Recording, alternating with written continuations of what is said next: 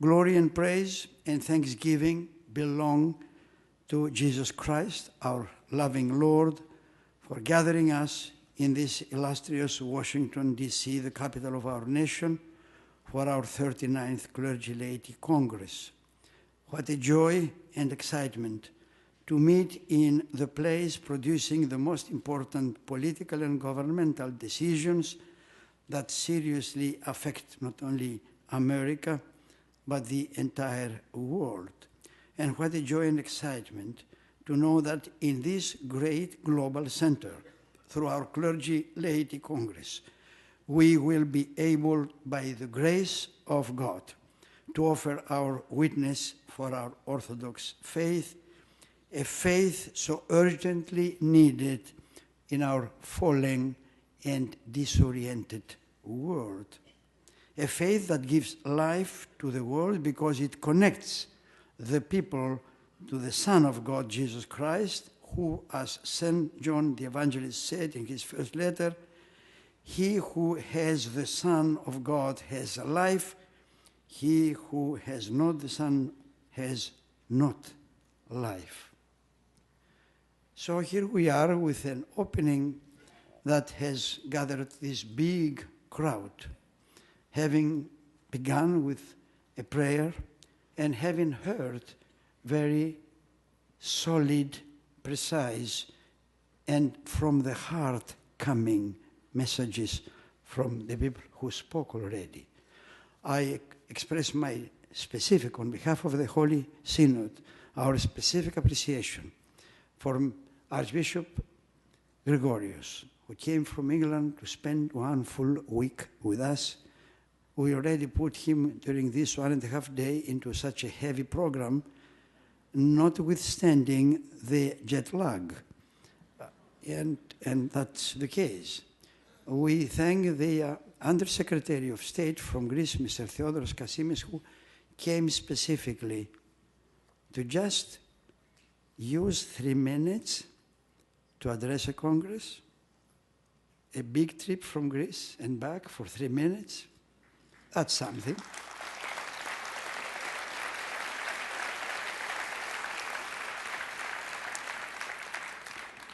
Thanks also to our good ambassador of Cyprus, who always speaks so beautifully and with such a pain, because he comes from a country being under occupation in at least 1/3 of it.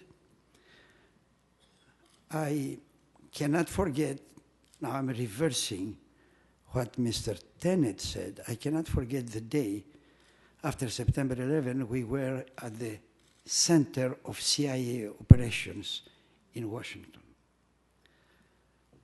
Why I cannot forget? Because we try to, not simply to pray, but figure out how a human being could bear the responsibility of what's going on after the attack of September 11.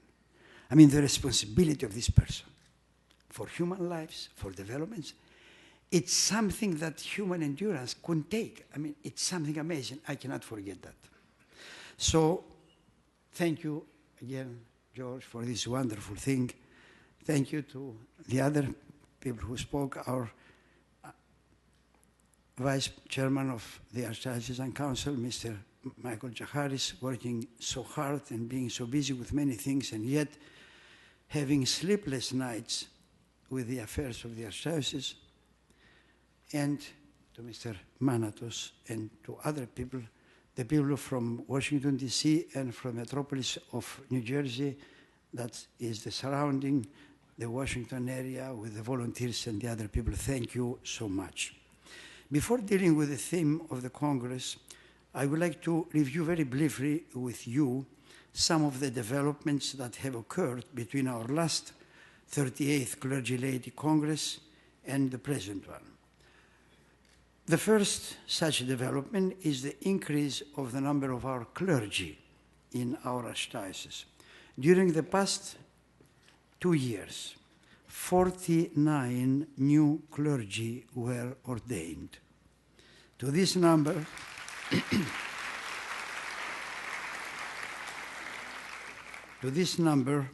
we should add another 7 clergy who were incardinated to our church from other Orthodox jurisdictions, making the total number of new clergy 56. The number 56 for the 2-year period shows a significant progress when compared with 40 ordinations of the previous 2-year time. During the same time, we had the retirement of 21 clergy, 8 of whom, however, continue to serve in one way or another. In the course of the same last 2 years, from June 20th, the year 2006, to July 6, 2008, we experienced with deep pain the separation by death of 33 of beloved and distinguished, mostly retired priests of our archdiocese. Let me read their names as an offering of honor in their memory. They are Father Achilles Siagris, Father George Xenophanis, Father George Neophotistos,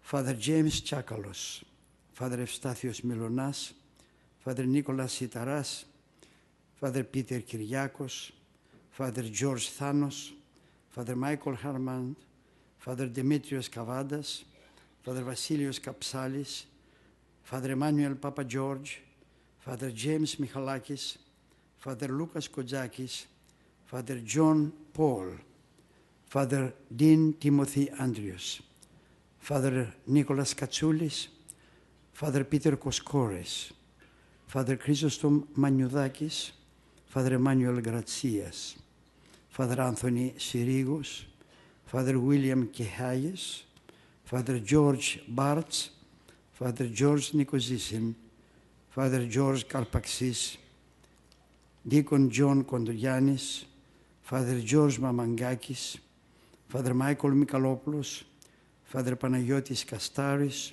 Father Nectarios Kogias, Father Nicholas Ritselas, Father Reverend Archimandrite Paul Koutukas, and on July 6th, the last one, Father George Longos. May their memory be eternal.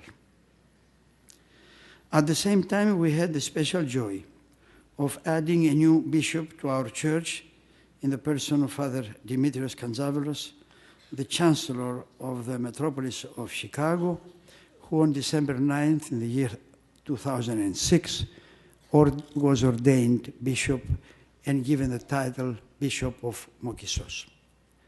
The second worth mentioning development is the significant progress on the financial front. The dramatic reduction of the debt and the payables of the Archdiocese, the closing of the years 2006 and 2007 with almost no deficit, the continuous steady increase of the offerings of our parishes for the past 8 years, the remarkable growth of the funds and the membership of Archbishop Iakovos Leadership 100 and of the Faith Endowment for Orthodoxy and Hellenism, and the impressive increase of unrestricted donations are some of the data convincingly indicating the economic progress, particularly achieved in the past 2 years. A progress that is related also to the success of the new system of the national ministry's commitment of our parishes. The third noticeable development is the progress that has been made in the field of education. This progress is evident in the writing of new books for kindergarten and for effectively teaching Greek as a second language for our Greek American children and adolescents and even adults, in the special seminars for teachers organized in our metropolises in Greece and Cyprus, in the coordinated efforts with the Ministry of Education of Greece related to computer-assisted programs and special educational opportunities for our teachers, and in the creation of new endowed chairs and institutes related to Orthodoxy and Hellenism. Included among them is the Mary Jacharis Institute for Byzantine Arts and Sciences at Hellenic College Holy Cross, endowed with $3 million, and the Chair of New Testament Studies at Holy Cross, endowed with $2 million.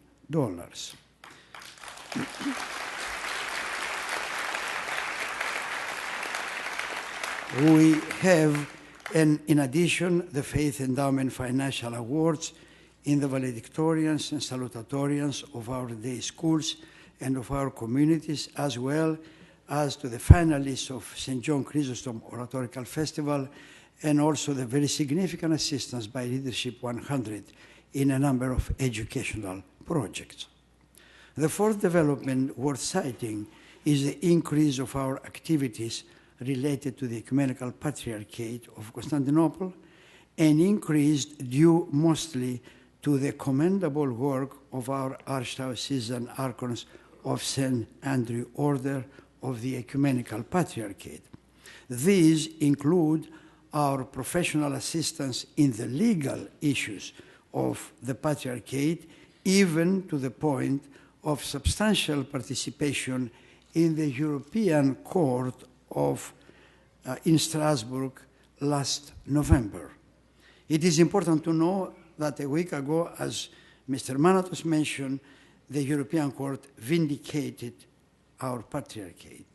Our activities further include the collection of signatures we heard about and the activities through the Congress. The fifth noticeable item in this review is the growth of philanthropic activities in the past 2 years.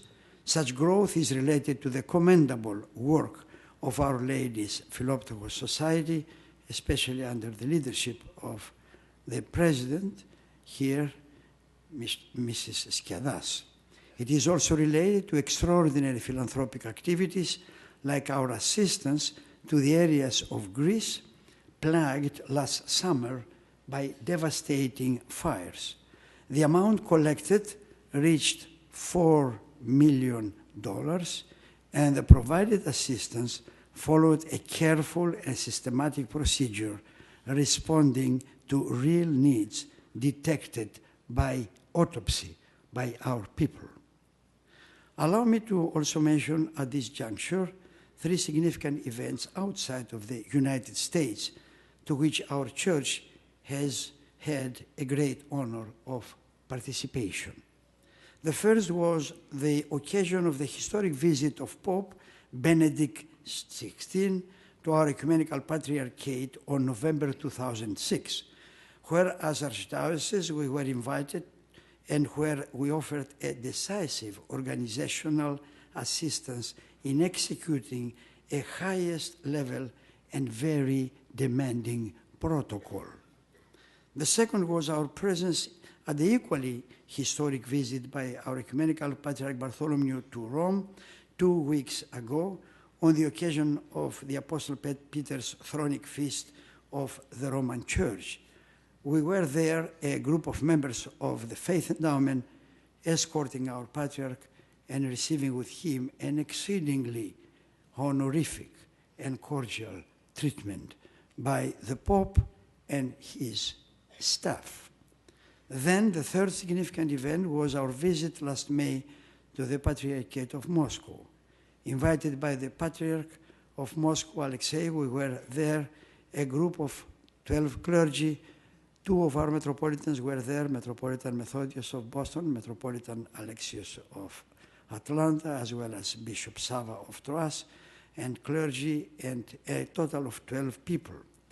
And the Patriarch of Moscow not only invited us, but he treated us in an impressively cordial way, showing his appreciation and high esteem for what we are and for what we do in the United States and in the service of the Ecumenical Patriarchate.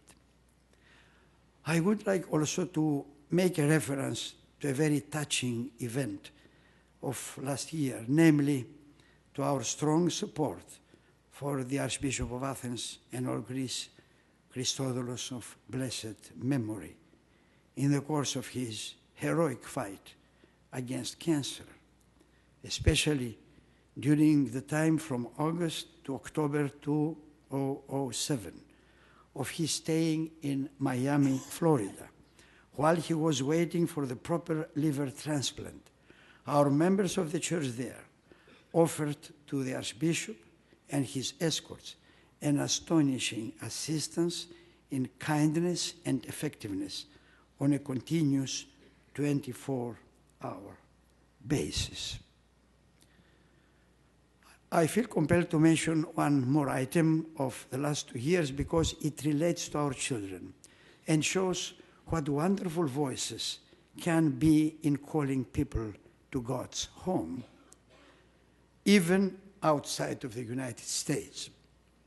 I am referring to the Children's Metropolitan Choir of our Archdiocese, comprised of 60 to 70 children ages 12 to 15 of our schools. This choir, which has only been in existence for 5 years, demonstrated such artistic maturity in so short a time that it was invited last summer to Cyprus by the First Lady of Cyprus to give a public concert in the Presidential Palace for the benefit of an institution for children of working mothers. 2 weeks ago, on July 3rd, the same choir of children, thanks to the outstanding generosity of 2 of our blessed people who covered all the travel expenses, the very same choir offered a concert in Zapion for the benefit of the Foundation El Peace, a foundation for children suffering from cancer. And 2 days later, it offered another public concert at the convention of AHEPA in Athens. We thank God for the children of our church who are finding always ways to be not only charming, but very producing the best results in terms of ministry of evangelization. For all these and many other signs of vitality and growth within our Holy Archdiocese, we give thanks profoundly to God, our unfailing strength and guiding light. Now let me proceed with just a short presentation of some comments and thoughts on the theme of our Congress. The theme of our Congress in the context of the contemporary religious landscape. This theme provides us with more than a slogan for our gathering. It constitutes a summons, a divinely spoken directive that we are to follow in view of where we come from, where we are, and where we are going. For years, we have been organizing our communities, providing educational, worshiping, and philanthropic opportunities for our members, building beautiful churches, community centers, and schools for our own usage. This has been a natural course to follow as we try to assert ourselves and to establish ourselves and our family firmly as a significant entity and agent within the American society. The Greek Orthodox community in its first years of existence, in its first generation, was a community with 100% participation of all of its members in the various activities of the church, from the youngest child in a parish to its oldest member. People were always present as whole families in liturgical, educational, and philanthropic events. We just heard from Congressman John Sarbanes that his grandmother would drive on Sunday 2 hours to have the children in the church because they didn't have a church in their own place.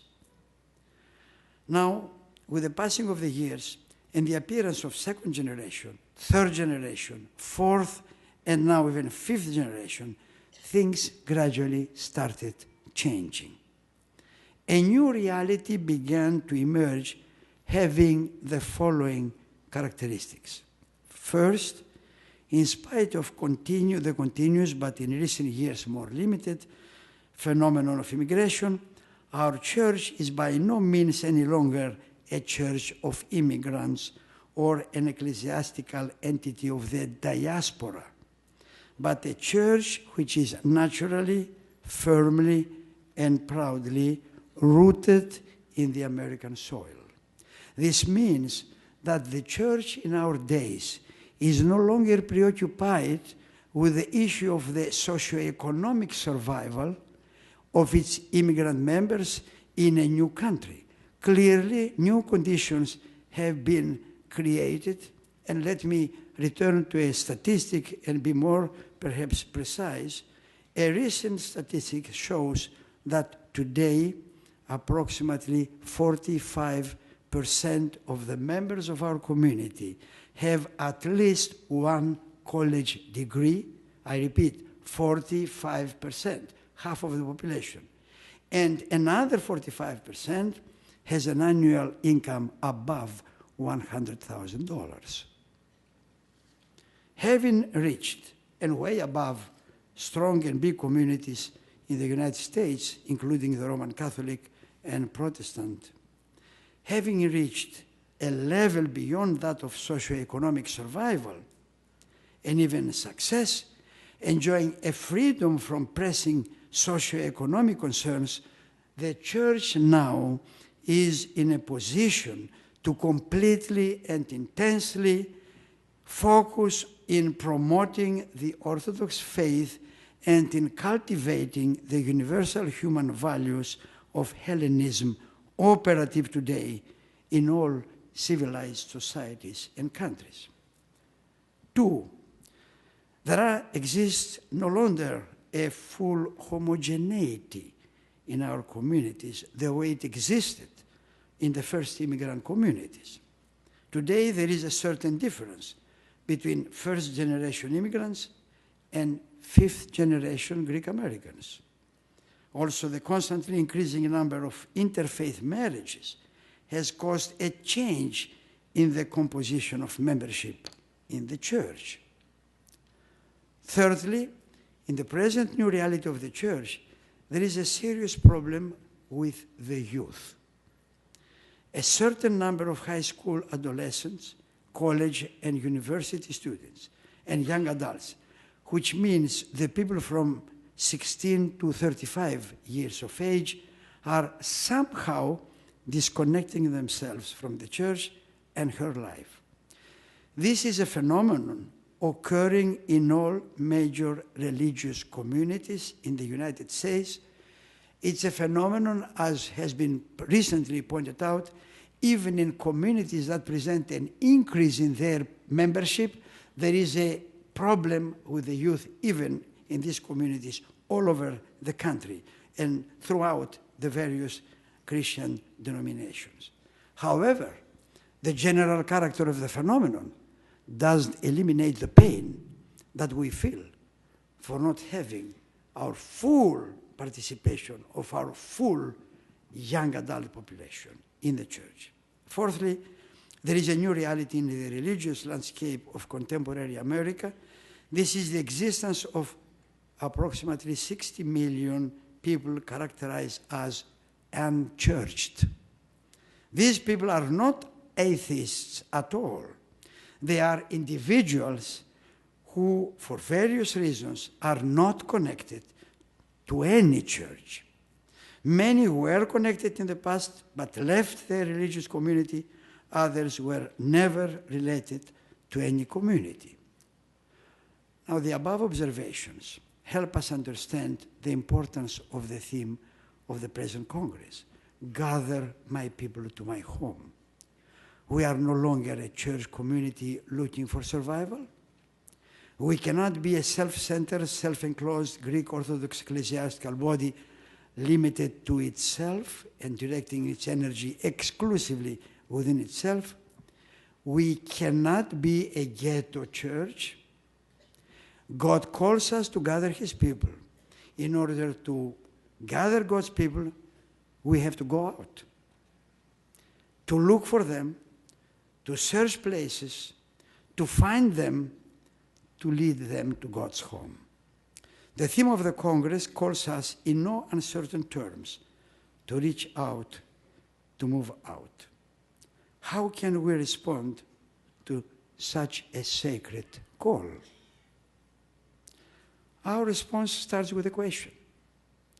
Who are the specific people to whom God sends us to gather them?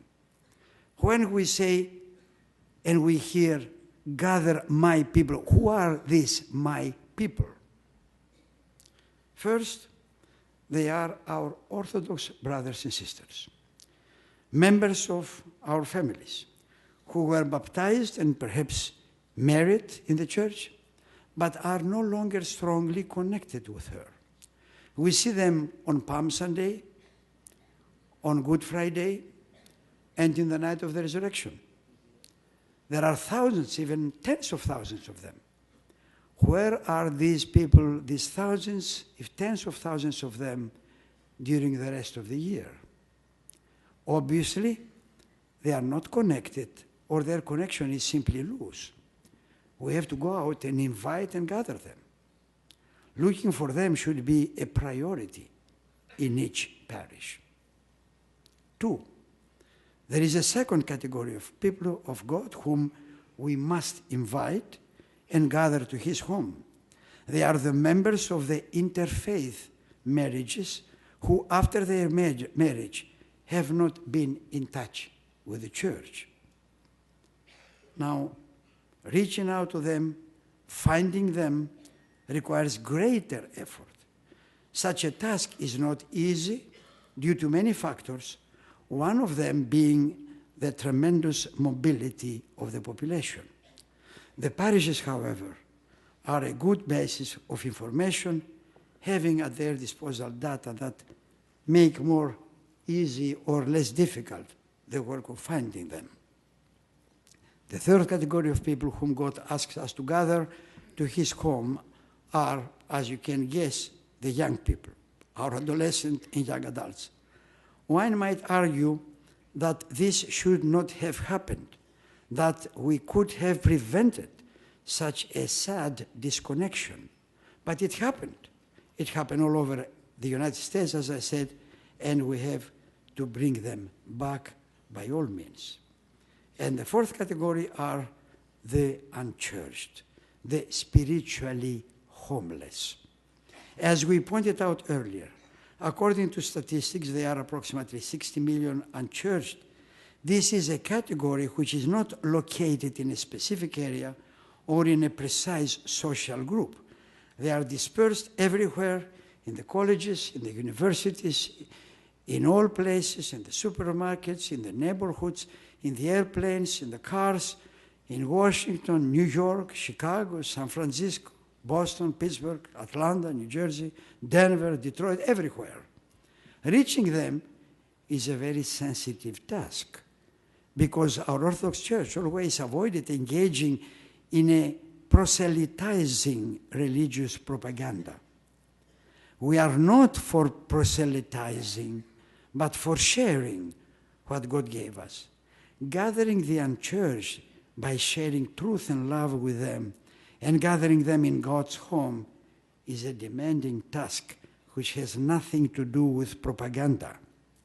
It has to do with pouring out our hearts and sharing. This is a call. This is why St. Paul said to Timothy that God desires all people to be saved and to come to the knowledge of his truth. God, in the original, ως πάντας ανθρώπους θέλει σωθήνε και σε επίγνωσιν αληθείας ελθήν. All people are invited. Now, how can we be more specific in applying the theme to our conditions of the church?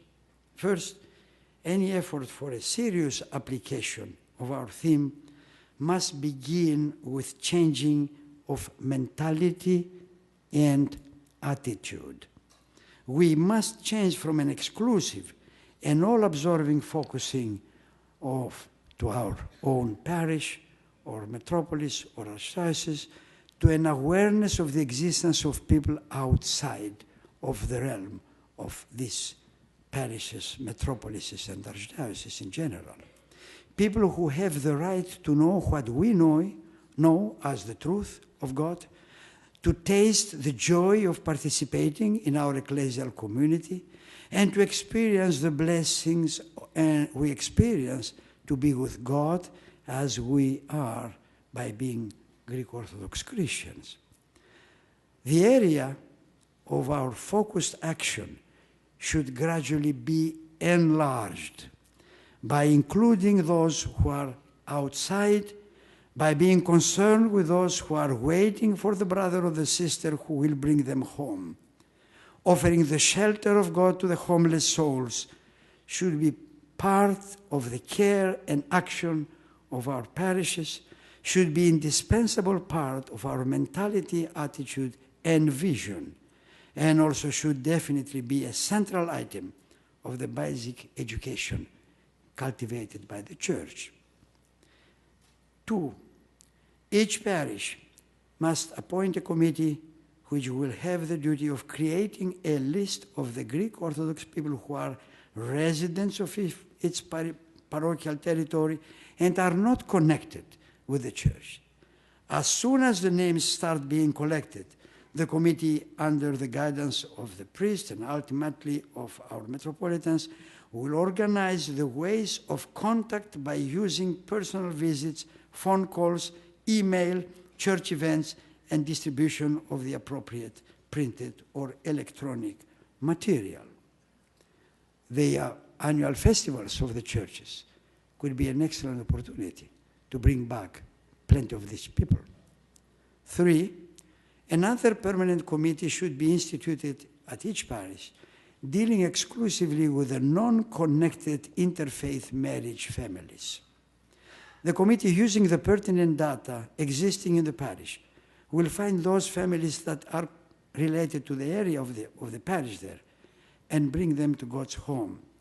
Some of our parishes have a special program of introducing to Orthodoxy and to the universal human and cultural values of Hellenism. But this thing should be increased and intensified and enhanced. 4, as Church, we have to review and reorganize our work in order to gather home our youth.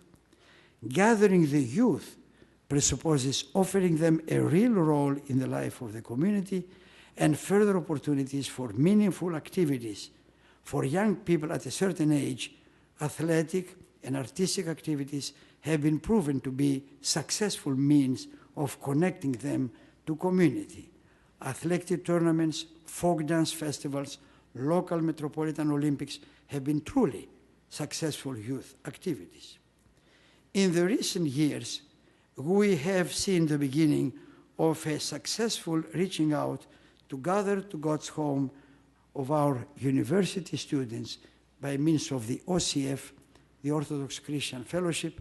Today, by the grace of God, we have 270 approximately OCF groups in an equal number of colleges and universities. In reaching out for the youth and keeping them gathered to the home of God, also the summer camps offer a terrific opportunity. In our metropolises, summer camps are now a basic and rapidly expanding activity involving hundreds of young people as leaders, advisors, and campers. This might become an even more important and effective activity as it expands beyond the period of summer. In the case of the Ionian Village camp in Greece, we are currently exploring the possibility of expanding the programs to include not only children and adolescents, but also young professionals and university students on a year-round basis. And in this effort, during our recent trip to Greece, we have a wonderful time of discussing with Minister Kasimis and other people securing the means of this kind of expansion of our Ionian Village. The application of the theme Gather My People Home applied to the unchurched constitutes a case that requires special care and action. We can invite the unchurched whom in one way or another we encounter to our church, but then we must be ready to welcome them to be cordial and understanding, willing to share information and answer questions, but not in a propagandistic way. The Orthodox Church is appreciated by other Christian churches as a church with a very kind human face and attitude that respects the dignity of each individual, and an aversion for religious propaganda, which is very different from lovingly sharing the truth of the gospel. An interdepartmental committee will be formed in conjunction with the Archdiocesan Council for a serious study of the phenomenon of the unchurched and the ways to deal effectively with them. The literature on the issue is increasing. Books like Surprising Insights from the Unchurched and Proven Ways to Reach Them, or The Unchurched Next Door, I mentioned just 2 books by T.S. Reiner, are just among many, are indicative of the interest about the unchurched and the necessity of facing it methodically and persistently. The effort of gathering the people of God to his home presupposes the availability of the proper and adequate resources in the forms of book, DVDs, CDs, and printed material. Our departments of religious education, Greek education, outreach and evangelism, and communications, which have been producing relevant material, are directed to intensify and enhance such production and provide the proper means for an activity reaching out for the unchurched. I'm closing by simply sharing with you that the task of applying the theme of our Congress to the life of our church is not easy. And it becomes even more difficult by the spreading of secularism within contemporary societies. In recent studies, however, produced by political and social analysts and historians, it has been demonstrated that during the last 4 or 5 years, 2 mighty factors unexpectedly emerged internationally, and these factors are religion and ethnicity. This is a term used, ethnicity. Paradoxically, secularism is today confronted by the formidable and dominant presence of religion and ethnicity on a global scale. This phenomenon constitutes an important facilitation of our task to gather the people to the home of God, since we have the great gift of representing our Orthodox Christianity as the perfect religion and our Hellenic tradition as the amazing expression of an ethnicity which transcends its ethnic boundaries and becomes universal, a tremendous opportunity. But beyond that, we have the very inspiring and highly motivating directive in one of the parables of our Lord Jesus Christ, which is an illustration of the substance of the theme of our Congress, Gather My People to My Home. This is the parable of the Great Banquet from the Gospel according to Luke. A certain man, says the Lord in this parable, gave a great banquet and invited many. The invited people, however, citing various reasons, excused themselves. Then the householder said to his servant, "Go out quickly to the streets and lanes of the city and bring in the poor and the maimed and blind and lame." And the servant said, "Sir, what you commanded has been done, and still there is room in the house."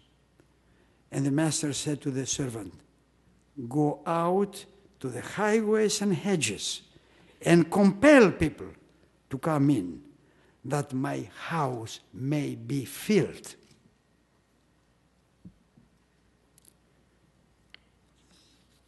The list of the invited is striking, almost unbelievable. poor, maimed, blind, lame, gathered from the streets and lanes of the city and even from the highways and hedges.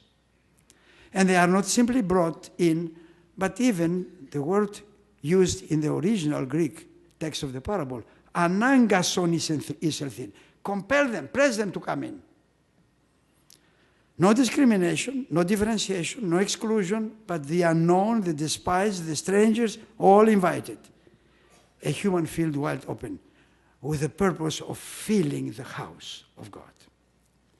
The important item here is not only the amazing list, but the desire of the householder to have his house filled, and the householder of the parable is unmistakably representing God. God wants his home to be filled with the people, because all people on earth are his people. And we are part of his desire and plan, which simply means that we have to go literally out to the streets and lanes of the cities and to the highways and hedges and gather the people to the house of God so that his house would be filled. There is one more statement that comes from the mouth of the Lord and is relevant to the theme of the Congress. In the Gospel of John, Christ declared, and this is the Gospel we read this morning in our service. The Lord said, I have other sheep that are not of this fold, and I must bring them also that they will hear my voice, and there shall be one flock, one shepherd. In the original, και άλλα πρόβατα έχω, αού και στην εκ της αυλής ταύτης, κακή να μη δει αγαγήν, και της φωνής μου ακούσουσιν, και γεννήσετε μία ποιμνη εις ποιμήν. Jesus Christ, our Lord, speaks about other sheep that are not at his fold, but he has to bring them also, and they will hear his voice. Who are these other sheep that are not of this fold? And how are they going to hear Christ's voice? Every time, my beloved people, that we are in our churches, in our beautiful parishes, let us think of those other sheep. Those other people who are outside, known and unknown, the ones described in the parable of the Grand Banquet. Let us think of all others, the truly significant others, to use a term from psychology, who wait to hear the voice of Christ.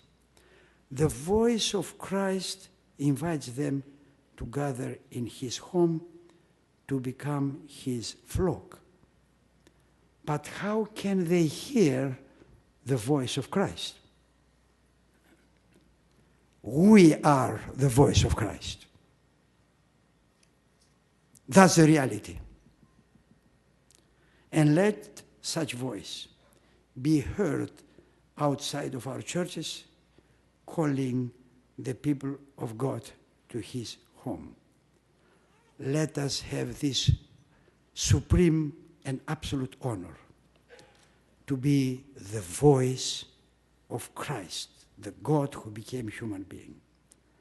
Let's be this voice everywhere, for everyone, at any time, at any place of the wide world of God, with the help and the blessing of God. Thank you.